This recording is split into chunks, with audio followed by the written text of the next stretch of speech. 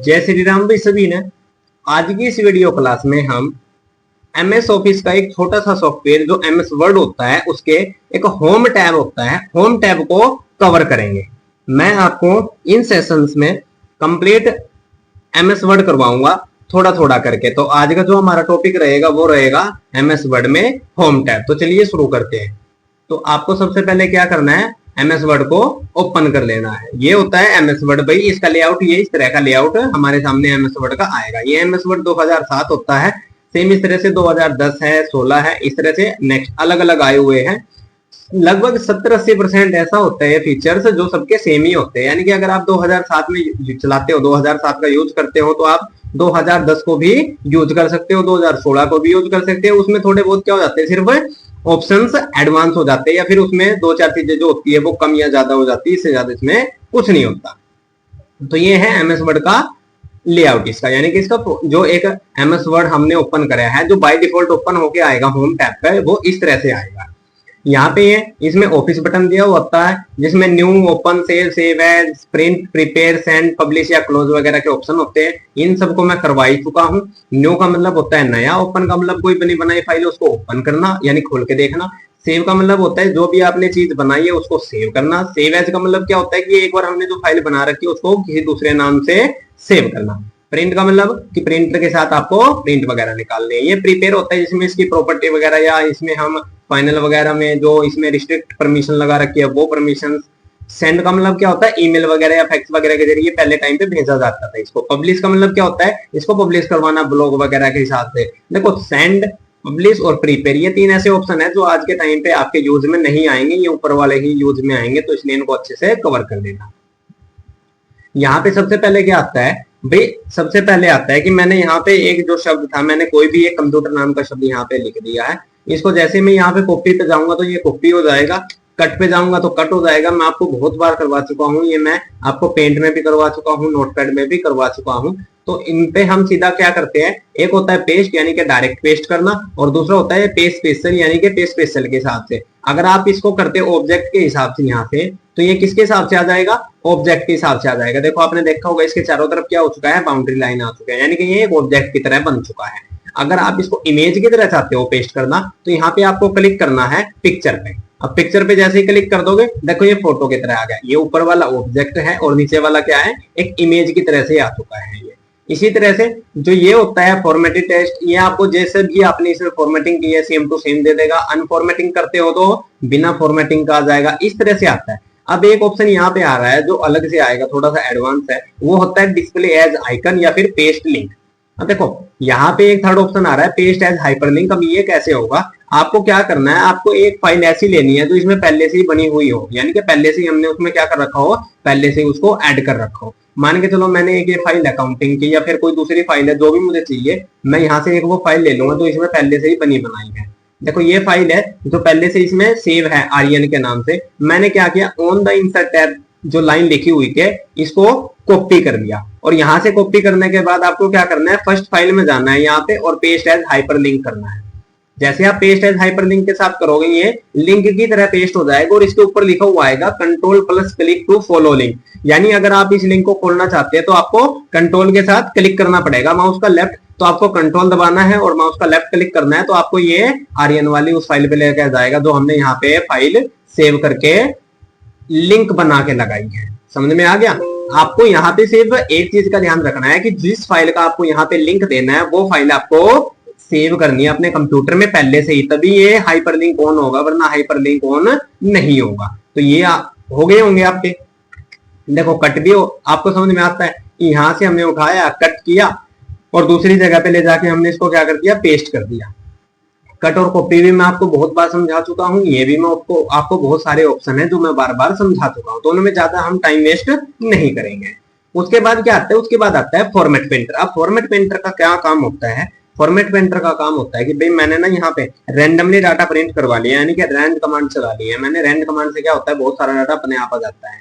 अब ये डाटा आ गया, इसमें जो एक ओन शब्द था इसकी मैंने अच्छे से फॉर्मेटिंग कर दी, बोल्ड इटालिक कर दिया, अंडरलाइन भी कर दिया, इसका जो फॉर्मेट था वो भी अलग कर दिया। जो इसमें मुझे कलर देने थे वो भी मैंने दे दिया। अब मैं क्या चाहता हूँ कि यही चीज ना जो इसमें फॉर्मेटिंग हुई है यही इस करंट नाम के शब्द में हो जाए, या फिर यही एडिटिंग यही फॉर्मेटिंग इस डॉक्यूमेंट नाम के शब्द में हो जाए। तो दो तरीके हैं, या तो पहला तरीका है कि आप यहाँ पे जाओ, इसकी फॉर्मेटिंग देखो भाई, अल्जीरियन फॉन्ट है, 26 का साइज है, बोल्ड, इटालिक, अंडरलाइन है, रेड कलर है, सेम टू सेम आप इसको सिलेक्ट करो और यही फॉर्मेटिंग जो इसमें लगी हुई थी सेम पेस्ट कर दो। दूसरा क्या है, यहां से आप फॉर्मेट पेंटर का यूज करो और करंट शब्द पे देना है तो करंट, कहीं और देना है दूसरे शब्द पे देना है टेबल पे, और कहीं पे देना है तो फॉर्मेट पेंटर पे क्लिक करना है और उन शब्द को आपको सिलेक्ट कर देना है जहां पे आप ये लाइन को लगाना चाहते हो। इस फॉर्मेटिंग को जिस भी जगह पे आपको देना है वहीं पे आप इसको क्या कर सकते हो, पेस्ट कर सकते हो। देखो ये कट और कॉपी पेस्ट की तरह ही है, लेकिन फर्क क्या है, ये जो फॉर्मेट पेंटर है ये उसकी फॉर्मेटिंग को पेस्ट करता है। समझ में आ गया होगा। इनका आपको पता ही होगा कि भाई यहां से आप इसका कोई भी फॉन्ट ले सकते हो, यहाँ पे आप इसके साइज कम ज्यादा कर सकते हो, यहाँ से बोल्ड कर सकते हो, इटैलिक कर सकते हो, यहाँ पे अंडरलाइन कर सकते हो जैसी आपको अंडरलाइन चाहिए, यहाँ पे स्ट्राइक थ्रो लगा सकते हो, यहाँ पे पावर में इसको वैल्यू को दे सकते हो। पावर में वैल्यू का मतलब क्या होता है कि पावर में वैल्यू का मतलब होता है कि मुझे 2 की पावर 2 लिखना है या मुझे H2O लिखना है। H लिखेंगे, फिर यहाँ से पावर बंद करेंगे ऐसे, और यहाँ पे लिख देंगे हम H2O। अगर 2 की पावर 2 लिखना है तो 2 लिखेंगे, पावर का निशान देंगे, फिर 2 लिखेंगे, पावर बंद कर देंगे। इस तरह से H2O और 2 की पावर 2, यानी कि मैथ और साइंस के फॉर्मूले या समीकरण यहाँ से हम बना सकते हैं। उसके बाद आता है ये, मैंने क्या कर दिया, मैंने एक यहाँ पे कंप्यूटर नाम का दोबारा वही शब्द लिख लिया, इसका साइज थोड़ा सा हम क्या करते हैं, इंक्रीज कर देते हैं। अब जो ये ऑप्शन होता है, अगर आप सेंटेंस केस करते हो तो पहला लेटर बड़ा होता है, आपको पता ही है पूरे सेंटेंस का। लोअर केस करते हैं तो सारे अक्षर छोटे हो जाएंगे, अपर केस करते हैं तो सारे अक्षर कैपिटल केस या फिर अपर केस में हो जाएंगे। और कैपिटल एच वर्ड का मतलब क्या होता है कि हर शब्द का पहला अक्षर बड़ा हो जाएगा, और टॉगल केस का मतलब क्या होता है, पहला अक्षर छोटा बाकी सारे बड़े। तो ये होते हैं यहाँ पे भाई सेंटेंस केस में सेंटेंस केस के हिसाब से, लोअर केस में सारे अक्षर छोटे, कैपिटल केस में सारे अक्षर बड़े। कैपिटल ईच वर्ड का मतलब क्या होता है कि हर एक शब्द का पहला पहला जो लेटर है वो बड़ा हो जाएगा, बाकी सारे छोटे हो जाएंगे। टॉगल केस का मतलब क्या होता है, पहला अक्षर छोटा हो जाएगा और बाकी सारे बड़े हो जाएंगे। तो ये है चेंज केस का काम। ठीक है, आगे समझ में। अब जब जब इनके ऊपर आप माउस को लेके जा रहे हो ना, ऐसे जैसे इसमें लिखा गया बोल्ड कंट्रोल+B, तो साथ के साथ में इनकी क्या दे रहा है, शॉर्टकट की भी इनको यहीं पे यही दे रहा है। उसके बाद आता है नेक्स्ट। देखो इसका मतलब होता है कि हाईलाइट करना, हम इसके बैकग्राउंड में हाईलाइट कलर दे सकते हैं।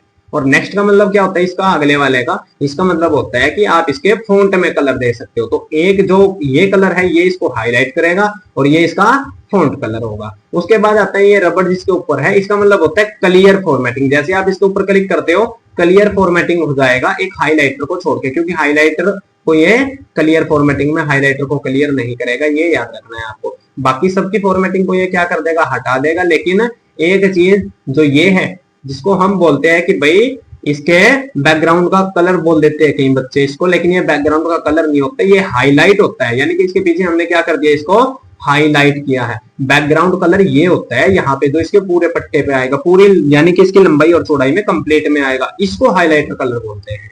आगे समझ में।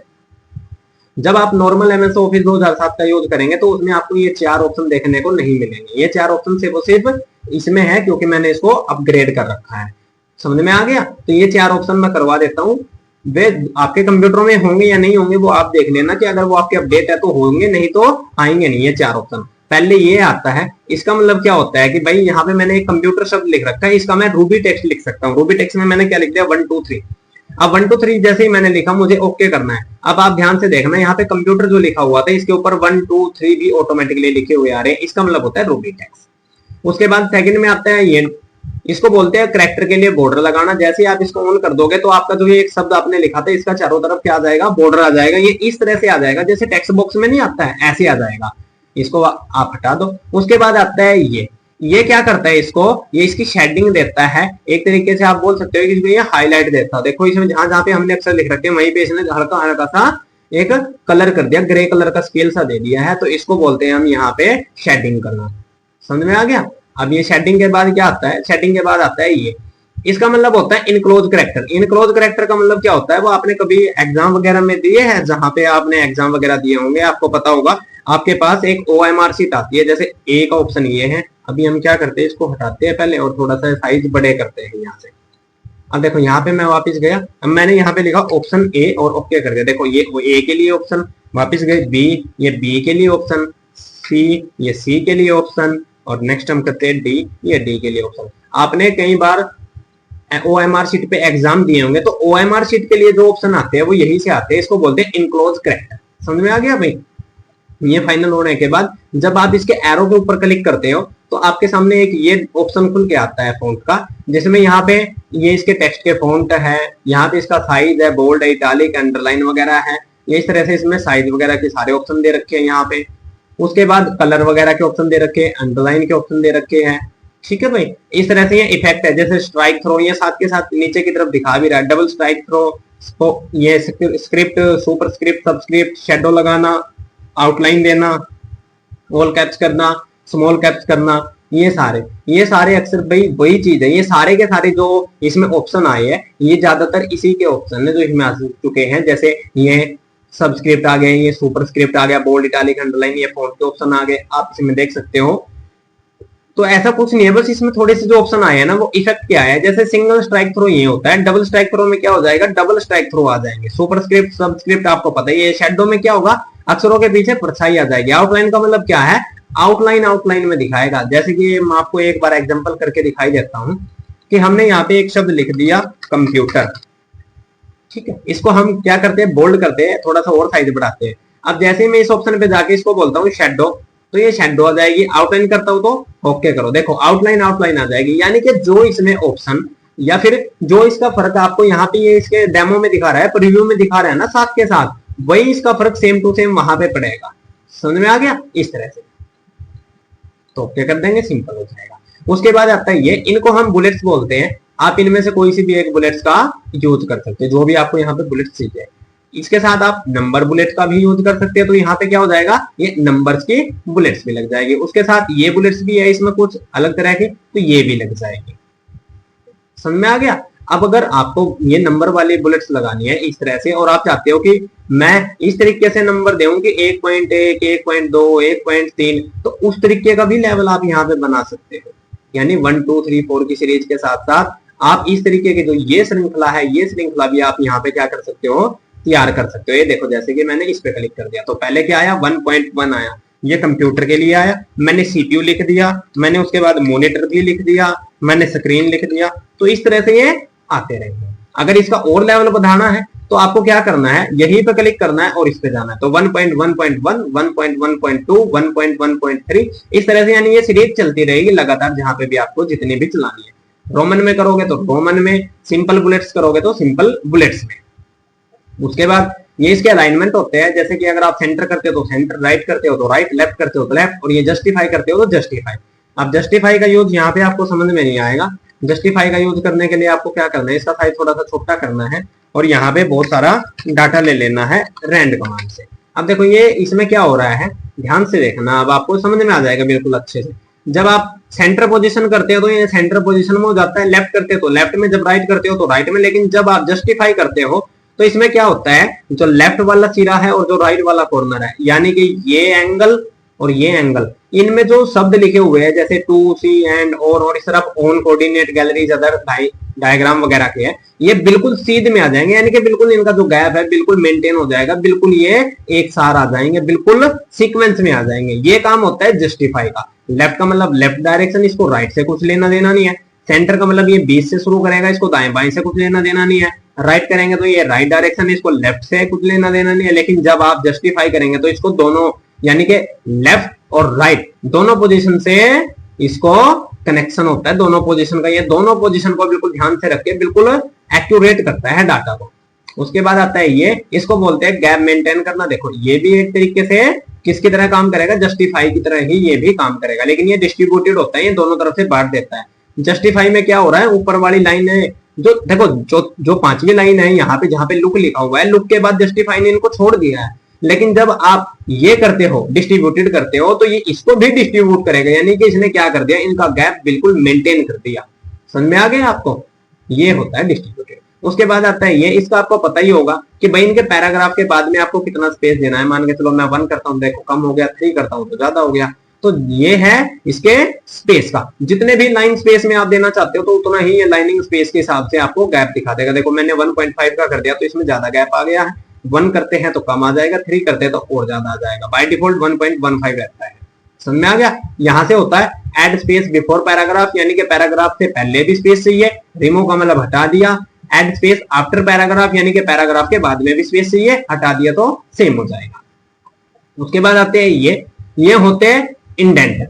इंक्रीज कर का मतलब क्या होता है, ये आगे की तरफ एक एक पॉइंट बताएगा। जो यहाँ पे ऊपर रोलर में, इसको रोलर बोलते हैं, यहाँ पे जो ये पॉइंट लिखे हुए हैं इनको ये आगे की तरफ करेगा, यहां से ये इसको वापिस पीछे की तरफ करेगा। समझ में आ गया। ये राइट की तरफ डायरेक्शन में लेके जाएगा और ये वापस लेफ्ट की तरफ डायरेक्शन में लेके आ जाएगा। ये ऑप्शन भी आपके जो 2007 है उसमें ये ऑप्शन भी आपके देखने को नहीं मिलेंगे, लेकिन ये ऑप्शन इसमें भी है। देखो हॉरिजॉन्टली इन वर्टिकली आप कर देते हो तो इस तरीके से हॉरिजॉन्टली और वर्टिकली ये कैरेक्टर की स्केलिंग है। यहाँ से 200% कर देगा तो देखो ध्यान से देखना, इसका ऑटोमेटिकली 200% के हिसाब से हो चुका है। वापिस अगर आप 90 करते हो देखो 90 हो जाएगा। यानी कि इस तरह के ये बहुत सारे इसमें ऑप्शन आए हैं। 100 करते तो हो ऑटोमेटिकली 100 के हिसाब से हो जाएगा। अब यहाँ पे फिट टेक्स्ट करते हो तो देखो ये फिट टेक्स्ट के हिसाब से ऑटोमेटिकली कर देगा। आपने इसको क्या कर दिया, मान के चलो आप 10 करते हो और ओके करते हो, देखो 10 के हिसाब से इसने बिल्कुल फिट कर दिया। तो इस तरह से ये चलेगा। इसको वापिस आप पहले जैसा कर सकते हो। यहां से इस तरह से ये इसके कंबाइन वगैरह के साथ, सेट वगैरह के साथ, ये सारे के सारे ऑप्शन इसमें इस तरह से चलेंगे। समझ में आ गया। 2 लाइन इन 1, तो इस तरीके के ये सिस्टम है। यानी कि इसमें बहुत सारे ऐसे ऑप्शन आएंगे जो आपके जब आप कोई डॉक्यूमेंट वगैरह तैयार करते हो उसमें बहुत काम आएंगे। हमारे पास ज्यादा डाटा हो गया तो उसकी लाइनिंग स्पेसिंग हम बहुत ज्यादा कम कर सकते हैं। यहाँ से इस तरह के ऑप्शन है। यहाँ पे जब आप जाते हो बाल्टी के ऊपर, तो बाल्टी का मतलब होता है इसके, अभी मैंने समझाया था आपको, फील कलर। ये इसके फील करेगा इस कलर को, यानी कि इसके बैकग्राउंड में कलर देगा। यहाँ पे देखो मैंने येलो करा तो येलो हो गया, ग्रीन करता हूं तो ग्रीन हो जाएगा, और इसको नो कलर कर देते हैं तो कोई भी कलर नहीं होगा। आगे समझ में। उसके बाद क्या आता है, उसके बाद ऑप्शन आता है ये हमारा बॉर्डर वाला। ये आता है बॉर्डर वाला। देखो मैंने एक शब्द कोई भी मैंने यहाँ पे एक शब्द लिख दिया है। इस शब्द को जैसे ही मैं सिलेक्ट करके यहाँ पे जाता हूँ बॉर्डर पे, मैं करता हूँ बॉटम तो नीचे की तरफ बॉर्डर आएगा, टॉप करता हूँ तो ऊपर की तरफ, लेफ्ट करता हूँ तो लेफ्ट की तरफ, राइट करता हूँ तो राइट की तरफ, नो बॉर्डर करता हूँ कोई सा बॉर्डर नहीं आएगा, ऑल बॉर्डर करता हूँ तो ऑल बॉर्डर आ जाएंगे, आउटसाइड करता हूँ तो सिर्फ आउटसाइड आएगा, इनसाइड करता हूँ तो सिर्फ अंदर की साइड आएगा, हॉरिजॉन्टली करता हूँ तो हॉरिजॉन्टली और वर्टिकली करते हैं तो वर्टिकली। इस तरह से इसमें ये बॉर्डर लगे हुए हैं। जो ये हॉरिजॉन्टल लाइन है, ड्रॉ टेबल है, व्यू ग्रिड लाइन है, बॉर्डर एंड शेडिंग है, इन ऑप्शनों को हम इंसर्ट में जब टेबल डिजाइन करेंगे, जब हम टेबल बनाएंगे उस टाइम पे कर लेंगे। अभी आपको सिर्फ ये ऑप्शन करने हैं, ठीक है। अब नो बॉर्डर हम कर देते हैं, वापस पहले जैसा हो जाएगा। अभी मैंने क्या किया, यहाँ पे गिनती लिख दी मैंने, काउंटिंग लिख दी है 1 2 3 4 5।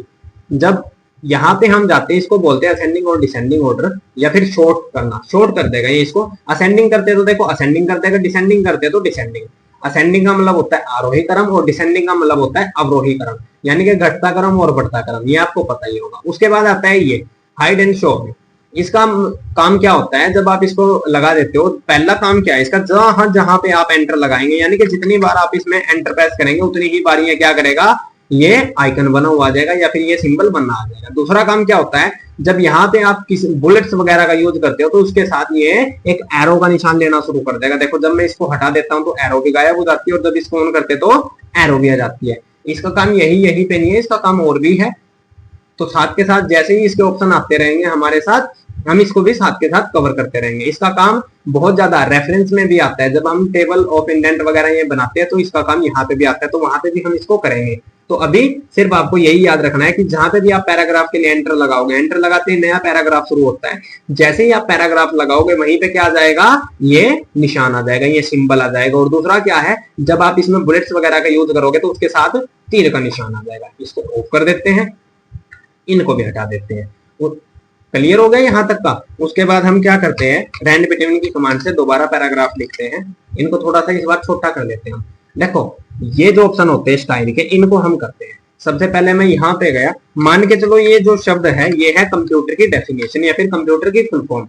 तो इस कंप्यूटर को सिलेक्ट करेंगे, यहाँ पे स्टाइल पे जाके हेडिंग 1 कर देंगे। देखो ऑटोमेटिकली हेडिंग 1 बन के आ गई। ये कंप्यूटर की डेफिनेशन होगी। मान के चलो ये सीपीयू की डेफिनेशन है, तो सीपीयू को सिलेक्ट करेंगे, इस तरह से डेफिनेशन या के लिए हेडिंग दे देंगे। यहाँ पे 1 दे दो, 2 दे दो, जो आपकी इच्छा है वो दे दो। इसी तरह से मान के चलो ये कीबोर्ड के लिए ऑप्शन है, तो कीबोर्ड क्लिक करेंगे, यहाँ पे कीबोर्ड लिखना है, उसके बाद आपको सेम टू सेम सिलेक्ट करना है। इस तरह से आप सिलेक्ट कर सकते हो। ये बने बनाए डिजाइन है, जैसे हेडिंग 2 पे क्लिक करते होते हैं ऐसे, टाइटल पे क्लिक करेंगे तो देखो टाइटल इस तरीके से बन के आ जाएगा, सब टाइटल पे करेंगे तो ऐसे बन के आ जाएगा। ठीक है, इनफेसिस करेंगे तो इस तरीके से बन के आ जाएगा, स्ट्रॉन्ग करोगे तो स्ट्रॉन्ग की तरह बन के आ जाएगा। इस तरह से इसमें डिजाइन, यानी कि जिस तरह के इसमें ऑप्शन लिखे हुए आपको उन्हीं के ऊपर क्लिक करना है, तो उन जैसे ही यहाँ पे क्या हो जाएंगे, ये स्टाइल बन के आ जाएंगे। जैसे कि मुझे टाइटल देना है यहाँ पे, तो इस तरह से टाइटल हम दे सकते हैं। तो इस तरीके से ये तैयार होके आ जाएंगे, ये स्टाइल का यूज। आगे भी समझ में। दूसरी चीज में क्या आता है स्टाइल में, स्टाइल सेट के ऊपर जब आप क्लिक करते हो, देखो आपको दिख ही रहे होंगे ये इसके स्टाइल के क्या हो चुके हैं, स्टाइल चेंज हो रहे हैं अच्छे। देखो तो ये है, बहुत सारे इसमें स्टाइल होते हैं, तो स्टाइल के सेट में आप इसका स्टाइल इस तरह से चेंज कर सकते हो, जैसे फैंसी वगैरह में आपने ये कर दिया। उसके बाद सेकंड ऑप्शन आता है कलर सेट का। तो कलर में क्या होगा, जो आपने डिजाइन वगैरह तैयार करे उनके हम कलर भी चेंज कर सकते हैं। जिस तरह से आपको कलर चाहिए आप उस तरह के यहाँ पे क्या कर सकते हो, कलर का फॉर्मेट ले सकते हो, जो कलर फॉर्मेट आपको अच्छा लगा। उसके साथ यहाँ पे क्या आता है, फॉन्ट। यहाँ से आप क्या कर सकते हो, इसके किसी भी तरह का कोई भी फॉन्ट का डिजाइन ले सकते हो, जो आपको अच्छा लगा वही फॉन्ट आप यहाँ पे ले सकते हो। उसके बाद यहाँ से आता है फाइंड। फाइंड का मतलब होता है किसी भी चीज को ढूंढना, जैसे कि मैं ओ अक्षर को ढूंढना चाहता हूँ, तो फाइंड नेक्स्ट करेंगे तो देखो ये ओ को, जहां जितने भी इसमें ओ है, ओ को ढूंढना शुरू कर देगा। उसके बाद यहाँ से रिप्लेस है। रिप्लेस पे जब आप क्लिक करेंगे, आप क्या चाहते हो कि भाई जहां पे भी ओ है, ओ की जगह पे भाई एम आ जाए। तो अगर आप एक एक रिप्लेस करते हैं तो देखो रिप्लेस, फिर नेक्स्ट पे जाएगा रिप्लेस, और जब रिप्लेस ऑल करते हैं तो एक साथ सारे 61 जगह पे ओ था जिसको हमने एम कर दिया।